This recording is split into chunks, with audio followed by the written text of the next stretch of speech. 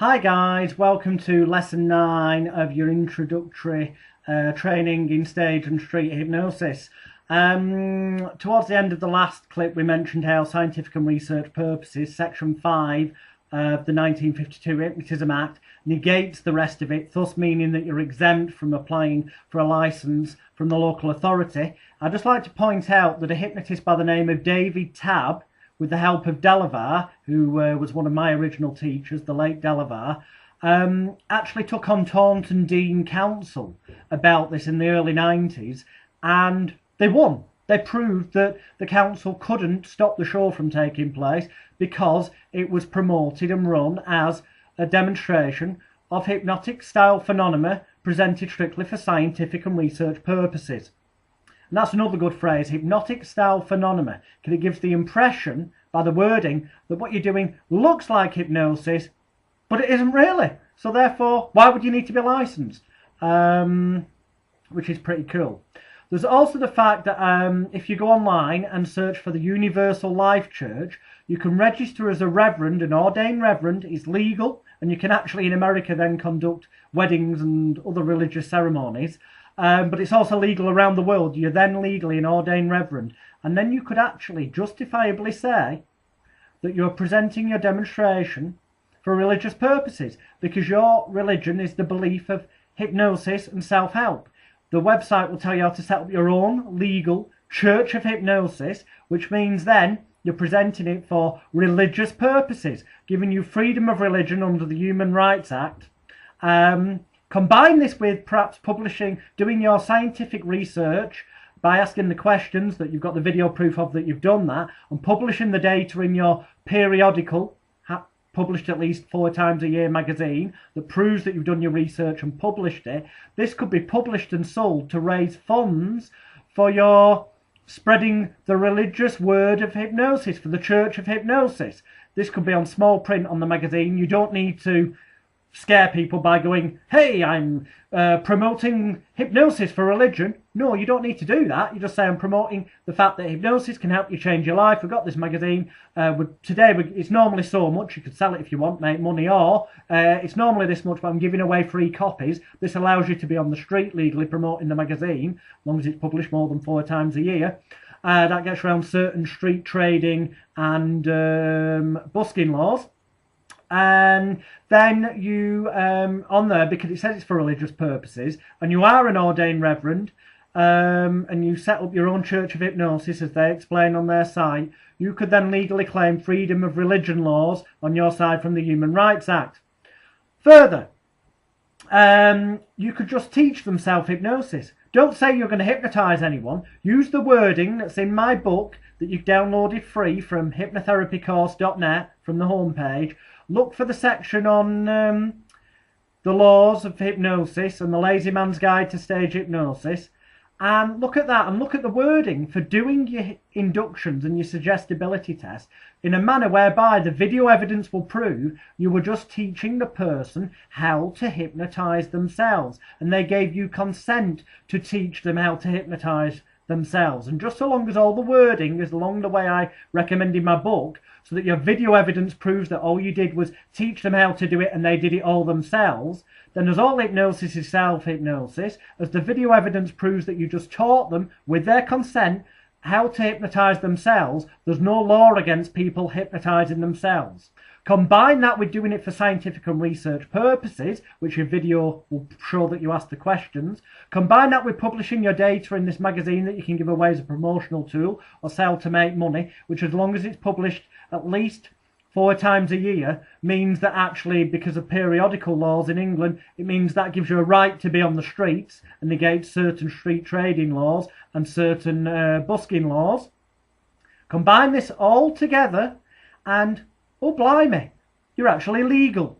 You don't need a license from the local authority, just so long as you follow the health and safety rules I've advised in here, and also the advice that's in my book, Confessions of a Hypnotist, that you've already downloaded free, no charge to you, from hypnotherapycourse.net. And if you're doing stage hypnosis shows, combine all this with calling it a demonstration of hypnotic style phenomena. In other words, it's not hypnosis. My posters actually say there's no such thing as hypnosis.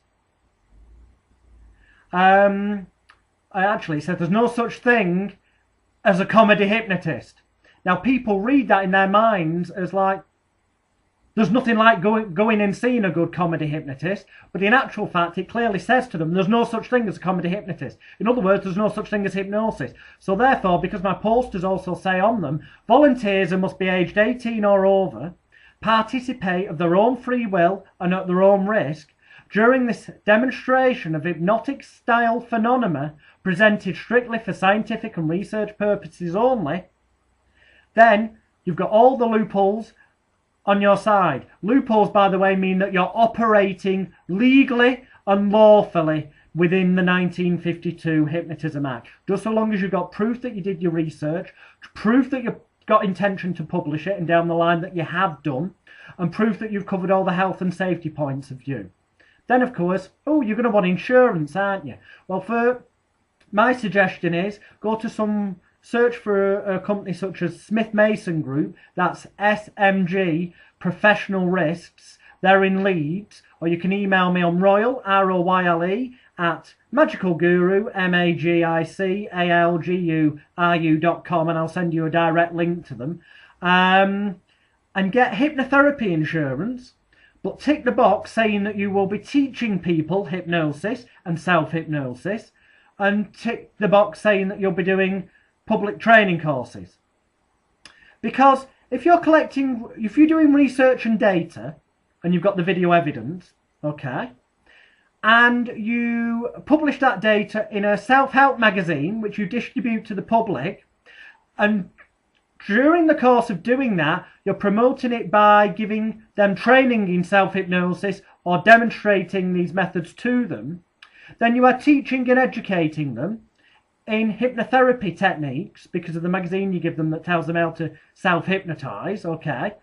But you're doing so in an entertaining manner, which is allowable because it's the way you're researching that as part of your work. So therefore, arguably, hypnotherapy insurance that covers you for training people in public and doing group training seminars and group hypnotherapy treatment sessions would cover you in that context. It'd be a very strong point of law to argue. Remember, I'm not a lawyer, nor a barrister, or a solicitor. I've just done lots of research on this, and in my opinion, I know this would work for me. I'm confident in it. You are advised to check these points out yourself. I know they're very strong. I know they've worked for me and worked for others. For stage hypnosis, again, if you're doing it for scientific and research purposes and you call it hypnotic style phenomena, then you're not actually apparently hypnotizing anyone. So therefore, as long as you don't use the word hypnosis, think Darren Brown here, then you're exempt from the 1952 Hypnotism Act. You don't need to apply for licenses, and arguably, your normal insurance as an equity member, as a showbiz performer, would cover you because it covers you up to the point where you place people into a hypnotic trance. And if you can show that you've not placed anyone in a hypnotic trance, hey, show them my No Such Thing as Hypnosis DVDs. Show them hypnotists such as Martin Taylor, Alexander, spelt T-S-A-N-D-E-R. Show them Jonathan Royle, that's me. Show them Mark Lewis. Show them books such as There's No Such Thing as Hypnosis. Show them the many websites that say hypnosis is nothing more than social compliance and suggestion, which means hypnosis does not exist. So therefore you don't need a license to perform, and you've never hypnotized anyone. If you've never hypnotized anyone, then arguably your equity insurance covers you for doing hypnotic style phenomena shows, or shows as a mind magician or psychological illusionist. After all, as far as I know, Darren did not apply for any licenses for his Enigma tour, and in the second half he does full body catalepsy, which is illegal under the 1952 Hypnotism Act, but not illegal for a psychological illusionist who is not hypnotizing anyone, who is just demonstrating suggestion, persuasion, and hypnotic style phenomena.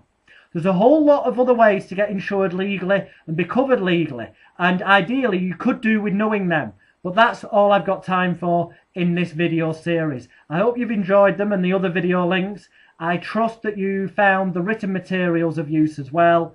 I'd love to hear your feedback. Email me direct at royle@magicalguru.com, or join me on Facebook as Jonathan Royle or Alex William Smith. I love to hear of your successes with stage and street hypnosis. But remember, safety first. Do it so it's legal, so there's no backlash to you or the industry, and make sure you pay attention to health and safety so all your subjects are safe at all times. I'm Jonathan Royle. Thank you.